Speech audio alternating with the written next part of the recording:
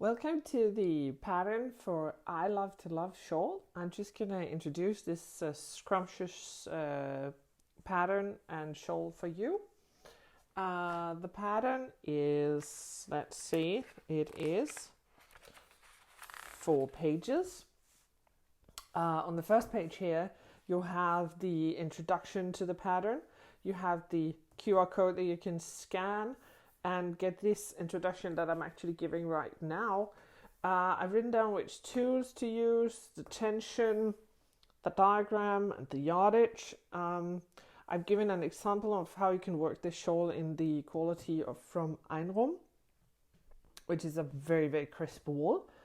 The shape of the pattern is a very big increase on this side and a small decrease on that side. So you get this, actually when you wear the shawl, you wear it like this, it gives you a very, very nice shape of the pattern. So this first diagram shows you how to work that ring, how you work the rows of the diagram.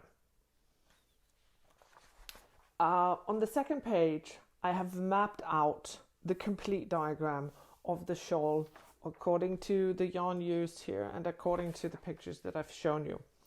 I've made a few markings because there's some repeats in this pattern. Now this increase, you repeat all the way up. That means that if you want to make a bigger shawl, go for a different kind of yarn, maybe one which is thinner, so you have to work more rows or sections of the shawl. This is what you have to repeat, and then you're just going to increase the shawl. On the right side of the diagram, this increase here, or actually it's this one up here, this is what you repeat. So you see the green pattern here is the same down here. So if you want to add another module, so to speak, to the shawl, this is what you repeat, and this is what you repeat. So it's just to show you that these fields or this pattern repeats itself. This is the overall diagram, and once you've figured out how to do the double crochets and the single crochets in the more detailed diagrams on the next pages, this is the one you can actually bring for, you know, if you bring the shawl on a trip or go traveling.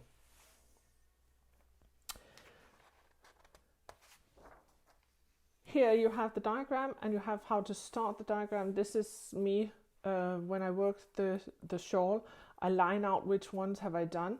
This can be handy in the beginning where you have to pay attention and before you get to know the rhythm of the decrease and the increase of the pattern. And you have the two following diagrams here, which is seen in the overall diagram of the pattern. So I think that's it for now.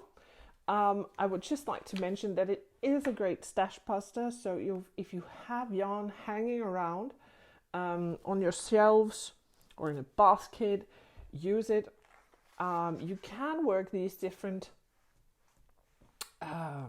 square, or you can work a row of squares in different colors. The variations of color and is quite endless.